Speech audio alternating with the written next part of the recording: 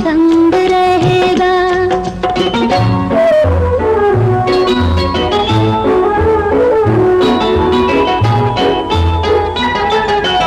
देखा नूर फरिश्तों का मैंने तेरी आँखों में,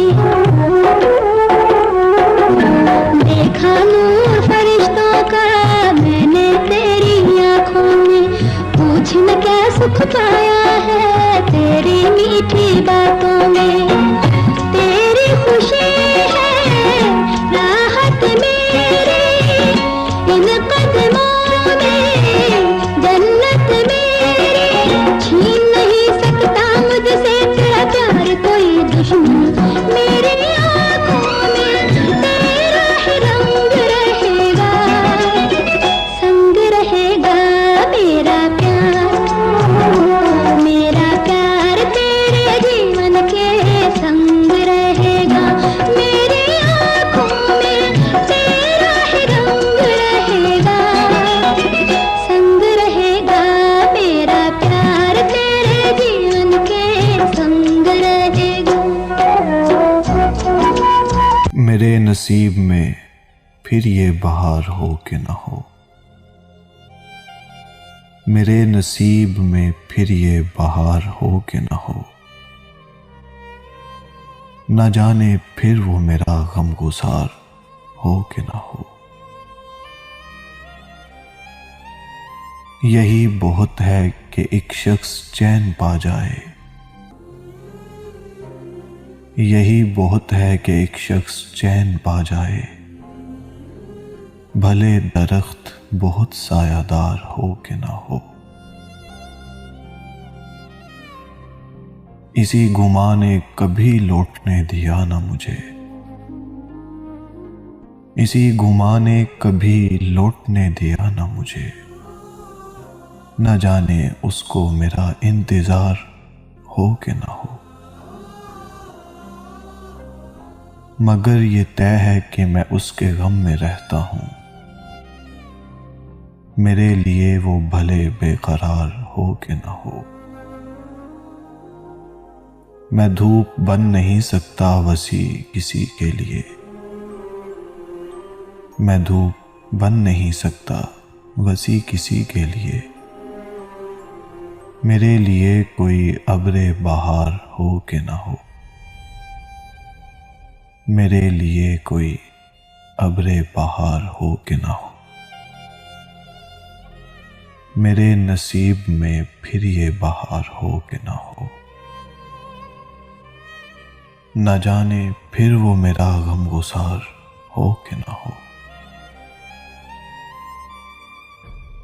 अस्सलामुअलैकुम दोस्तों, आप देख रहे हैं उर्दू HD यूट्यूब चैनल। दोस्तों, पाकिस्तान के दारुल खुलाफा इस्लामाबाद से 290 किलोमीटर और सरगोदा से 110 किलोमीटर के फासले पर सिलसिला को नमक के पहाड़ों में घिरा कदीम तहजीब व तमद्दन का हामिल, मजहबी रवायात का अमीन, कुदरती तौर पर सरसब्ज और खूबसूरत इलाका वादी सून सकेसर ज़िला खुशाब में वाक़या है। खुशाब से शमाल मगरब की जानब झील पधाड़ से लेकर सकेसर तक कमो पेश 56 किलोमीटर लंबाई और 14 किलोमीटर चढ़ाई पर फैले रकबे में छोटी बड़ी आबादियाँ, छोटी छोटी ढोक और खूबसूरत झाड़ियों पर मुश्तमिल वादी का सदर मकाम नौशहरा है। वादी सून का बुलंद तरीन सरसब्ज खूबसूरत और पूरे वस्ती पंजाब में सर्दियों के मौसम में बर्फबारी का वाहिद मरकज केसर सतह समंदर से 5010 फीट बुलंद है। ये सिलसिला कोहे नमक में कुदरती तौर पर ऐसी बुलंद और वासिया जगह पर वाक़या है।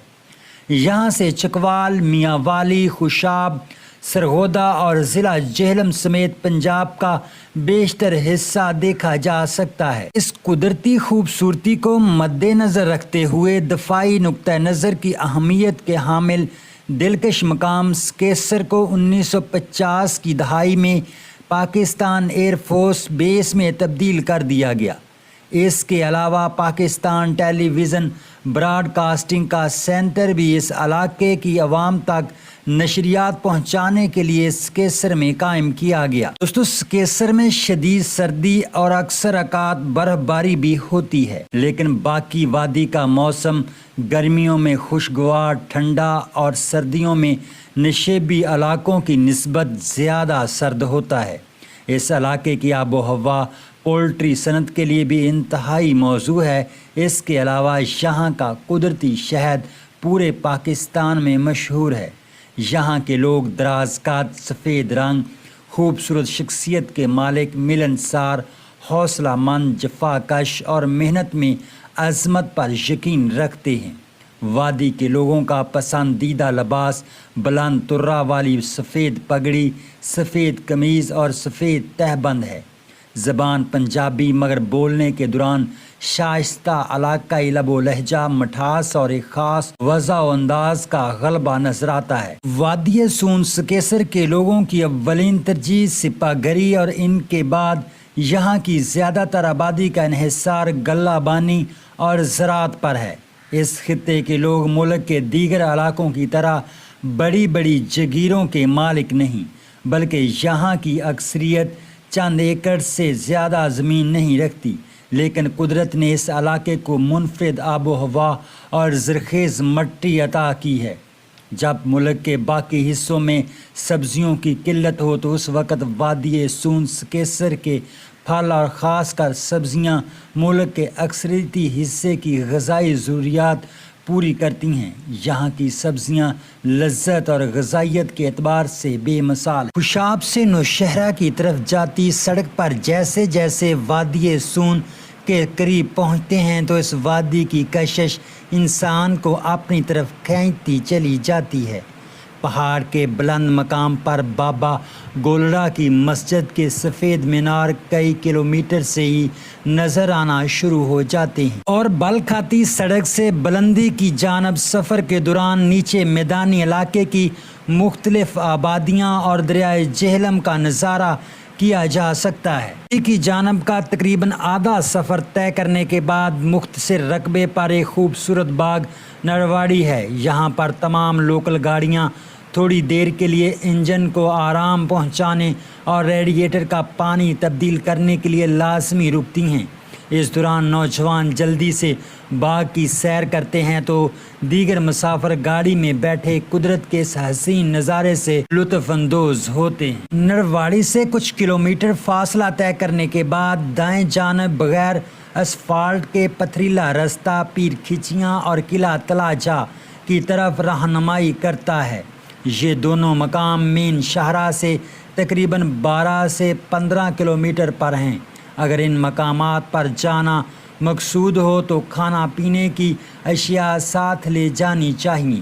یہاں صرف ہائیکنگ کے ذریعے ہی پہنچنا ممکن ہے۔ قلعہ تلاجہ نشیبی گاؤں نلی اور کھیوڑا کی سرحد پر پہاڑ کا الگ سے ایسا بلند حصہ ہے، یہاں سے پہاڑ چاروں طرف سے کٹ کر نیچے چلا جاتا ہے، اس لیے قلعہ کے اندر واحد قدرتی داخلی رستے کے علاوہ کسی طور پہ داخل ہونا ممکن نہیں۔ دوستو وادی کی پہلی خوبصورت ترین لوکیشن کھٹوائی کے بعد کھوڑا کی آبادی یہاں سڑک کی دونوں جانب لہلہاتے کھیت، تازہ ٹھنڈی ہوا، وادی میں داخل ہونے والے کا استقبال کرتے ہیں۔ کھوڑا کے بعد سڑک کے دونوں جانب گھنے درخت اور سرسبز پہاڑ بہت ہی دلکش نظارہ پیش کرتے ہیں۔ اس کے بعد بھکی نیا نام مصطفیٰ آباد کا علاقہ آتا ہے۔ یہاں سڑک کے دونوں جانب لہلہاتے کھیت اور سرسبز و بلند و پہاڑ وادی کے حسن میں اضافہ کرتے ہیں۔ دوستو وادی سون میں سرڈی کے مقام پر قدیم تاریخی باغ ہے۔ قدرتی حسن سے مالا مال پہاڑوں میں گرے خوبصورت باغ کو مقامی آبادی کی نسبت سے سوڈی باغ کے نام سے پکارا جاتا ہے۔ اس باغ میں موجود قدیم پھلدار درخت، انواع و اقسام کے پھول اور باغ کے درمیان سے چشمہ کا بہتا پانی یہاں کے ماحول کو سحر انگیز بناتا ہے۔ سوڈی میں محکمہ جنگلات کا ریسٹ ہاؤس ہے۔ یہاں محکمہ سے اجازت نامے کے بعد قیام